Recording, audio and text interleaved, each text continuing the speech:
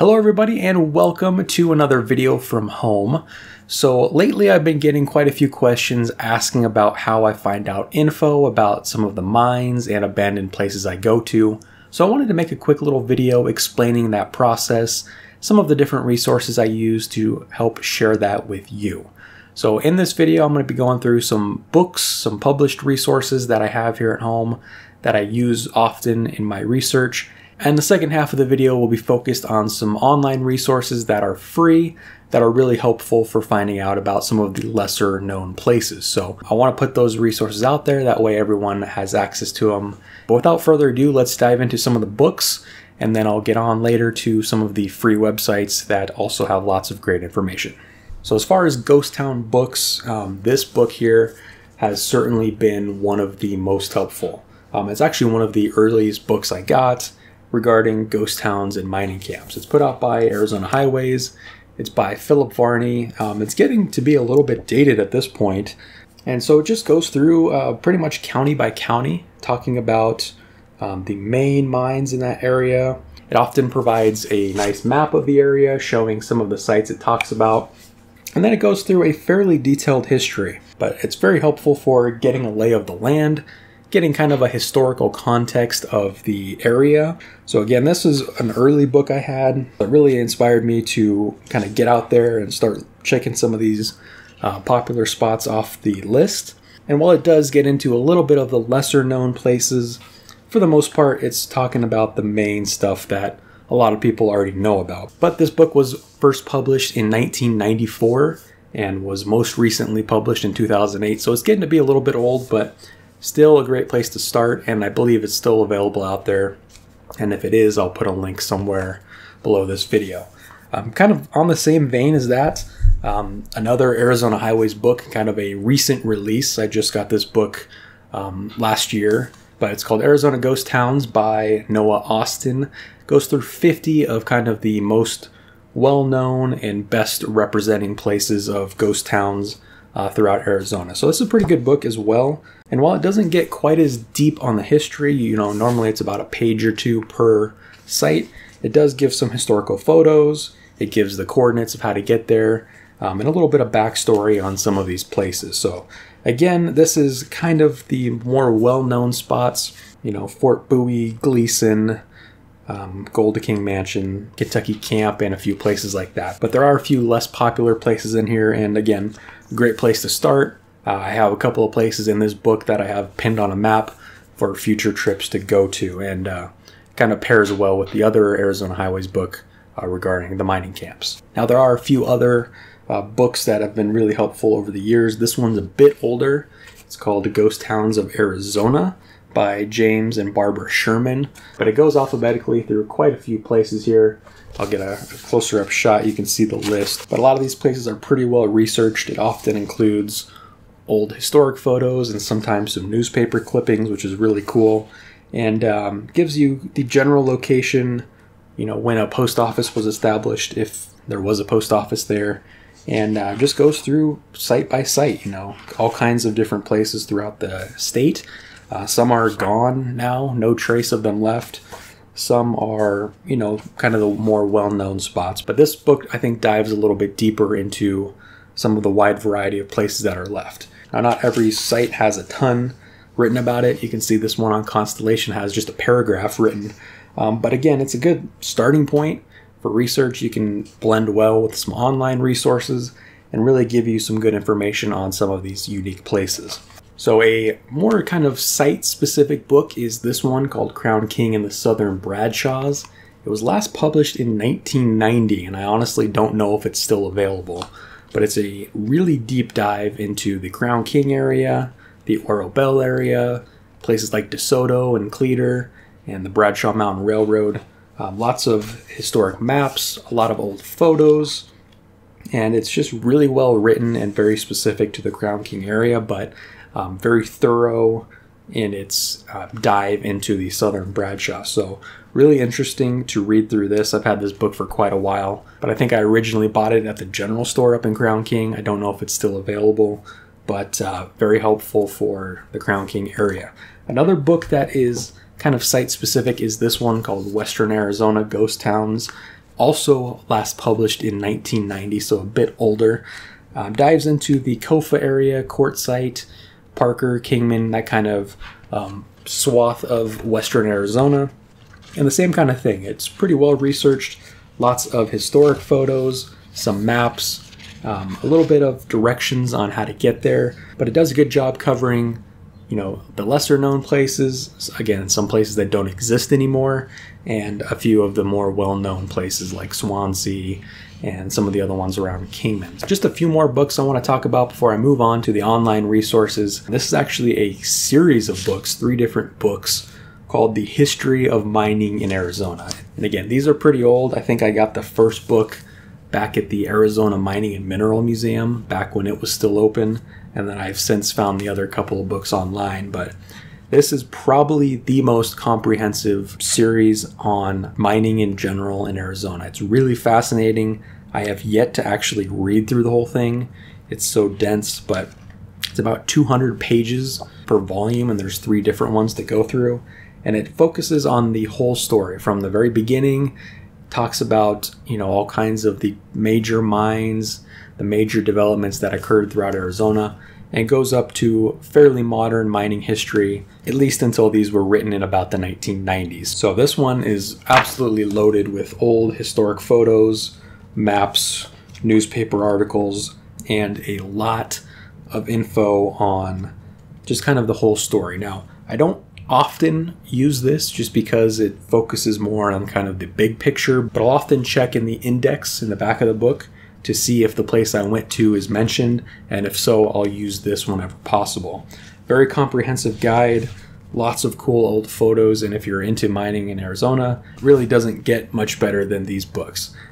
It is on my list to fully read through these one day and maybe make a longer format video in relation to these, but this is a great resource that really covers the whole entire picture of Arizona mining. So last but certainly not least is the Arizona Place Names book. Now this one is really just a comprehensive list of different names that have popped up through Arizona history.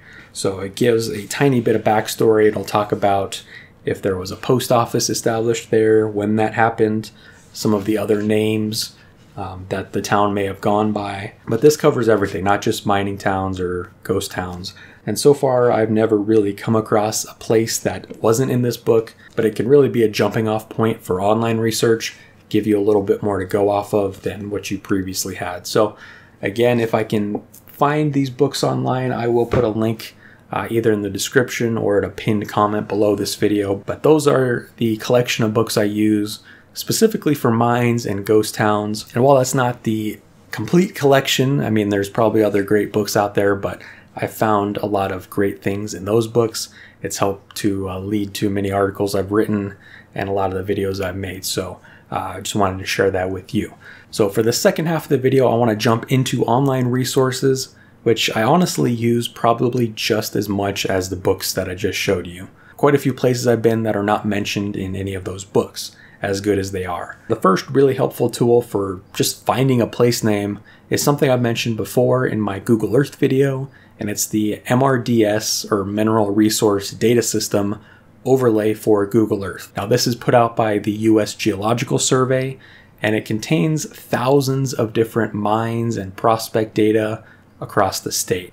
And this is a great place to start with finding a name of somewhere you went, what they mined, what kind of operation it was, and it gives you another jumping off point to further research. So using the MRDS data, you can easily hop into a specific place. You can click on it, get the name of it. I've used this many times to find some of these lesser known places like the Black Pearl and the Belmont Mountains, even places like the Dragon Mine, or any other kind of smaller operation that may not have been widely worked or widely successful. So once you find the name of it, you can then search that in the USGS database, or you can even take the specific site record number that pops up with every name. You can put that in, get a little bit more info. You can find out if it was a past producer, if it was a prospect, what kind of minerals they were after. And it typically gives a teeny little blurb about operations, you know, how much was worked at the mine. Sometimes it'll give years when it was active or worked or last purchased by a different owner. It's a great place to get just a little bit more info on one of the places you're looking at or somewhere you visited, and then from there you can do more research. So this is all through the USGS. I talked about how to download the overlay and use it in my other video on Google Earth overlays. You can just go directly to the USGS search. I'll have a link for that, and you can just put it in and you can see just a little bit more of the info you can get. So another good place to do kind of the same thing, get the same kind of info, is a place called Mindat.org. It has at least some kind of info on almost every mine in Arizona. And you can see here, I'm on the overall map page, so you can zoom around, you can find out a place name, and then when you click on it, it takes you into a dedicated page on that specific site.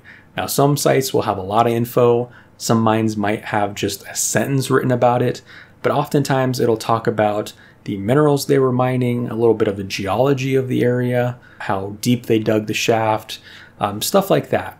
I'll put the link to this Arizona map page where you can zoom around, and from there you can dive deeper into any specific mine. That is really helpful, and paired with the overlay, you can get generally a decent idea of what a mine was after, when it was worked, all that kind of good info. So the last and possibly the best resource that I use the most is the Arizona Geological Survey mining data. Now this is run through the AZGS, which is based in Tucson at the University of Arizona. This website has a lot of great stuff that can be very helpful. So I'm on the home page now. You can click on the search button. It's a little bit slow to load. So I'll put in the Dragon Mine search term just for an example. And you can see it pulls up every record of a mining claim or an operation named the Dragon. Now here's where you have to spend some time and kind of pick out what's relevant and what's not. So it'll give you kind of a title, and then it'll have a little bit more info down here, which will help you identify that specific spot. So you can see this one's in Arizona, Maricopa County, Wickenburg, and then it usually gives the exact topo map it's located on. So this one is in the Wickenburg 7.5 minute San Domingo mining district. So this is the right Dragon mine that I want to click on. And very often there will be a couple of different files available. You'll just have to click on them and read through. A lot of times there will be duplicate information. One will be the entire collection for that mine. Some will be just a map or a little bit of correspondence from that mine. Generally speaking, this is a great resource to get a lot of info. Like I mentioned, there will be other operations named the Dragon. So this one you can see is in Santa Cruz County. This one's in Pima County. These are not going to be relevant for the specific place that we're talking about. And then these with the kind of the numbered system have pictures associated with them. So when you click on them, it'll pull up a historic photo. Now, unfortunately, not every mine has kind of these cool historic photos to use and reference, but you can also just use the photo tab if you want to search for photos, but it'll also pop up in the main search as you're going. So once you do find the right mine you're looking for, you click on it and it takes you into this kind of more detailed page. It gives some keywords, some tags and stuff, information on when this was published, how to cite it properly, who to contact if you want more info. But to access the actual info, you got to click on this resource URL, which pulls up a PDF, which can be anywhere from 5 pages to 100 pages. And what this is essentially the mine record that was on file with the state. And generally this has a ton of great info to use. It usually starts with a couple of cover pages. You can just start scrolling through this and it'll talk about all kinds of random things. It'll have correspondence between mine owners. It'll have forms that were submitted from the property directly to the state, talking about operations and different things that the mine was doing. Sometimes it'll include newspaper articles, and there will be maps included, topo maps, survey maps, geological maps that were drawn by the early developers, all kinds of cool stuff, and even sometimes a diagram of the underground structures left at the mine today.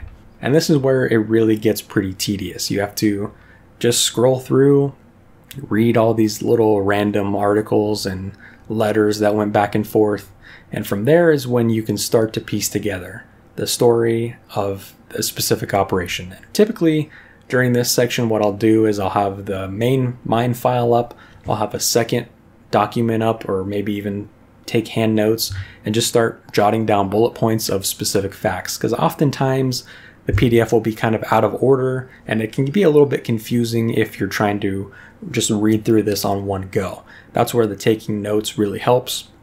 You can just jot down little tidbits, and oftentimes there will be site visits from the mine office. They sent someone out to check on the property or survey and physically note all the things they saw.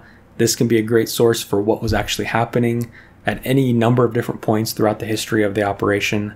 And it's really just a grind. This part you have to go through and just read through, skim through. A great resource here, and not every mine is this detailed. Some will have, less info to go on, but still it's typically enough to get some kind of backstory, just have a little bit more info to go on. And when you combine this with the other resources online, like the Mindat or the USGS stuff, and then even if you get lucky, sometimes it'll also be well published in a book of some kind. But this does also take the most time. You could spend a solid 3 to 4 hours just reading through all these different PDFs, jotting down notes. And then once you have all that done, you can start to rearrange it, put it in the right order, add a little bit of commentary in between. And before you know it, you now have a nice backstory for a very specific and maybe not very well-known operation that luckily has been well preserved in the mine offices and is now available for free to everyone out there. And I really like to use this to get the right history and get these first-hand accounts, these primary sources that can really tell so much about an operation. So that is about it for this video. I've talked about some of the great books that are out there. Hopefully most of them are still available, although you might have to maybe find a used copy somewhere. I also mentioned quite a few online resources that are great. And when you combine all that together with a lot of time and care, you can typically get a lot of good information on any spot you want to look at. I hope this video was helpful. Maybe you are also interested in doing this kind of research and you want to tell the story behind a place you go, or maybe you just want to fact check some of the stuff I say. I always make it a point to be as accurate as I possibly can. If there's an error, it's done out of ignorance and not done on purpose, not for drama or for whatever other reason. But going forward from here, at least on the videos, I'm going to start adding in kind of a works cited or a list of resources I used in the video description. When I write articles on my website, I always put the info in, but I'm going to start also including that somewhere in the video as well. Just as kind of a accountability thing, I want to be very transparent with where I get my info, and I want to share that. That way, if you are also interested, you can dive in and do the same research. Thank you very much for watching this one. I know it's a little bit different. I'm not actually out at these places talking about them, showing what's left, but I will be back to that in the next video. Have a fun revisit to an old historic mining district in western Arizona that will hopefully be very interesting and informative, and it's based off this info that I just showed you. But in the meantime, thanks for watching this one, and we'll see you on the next one.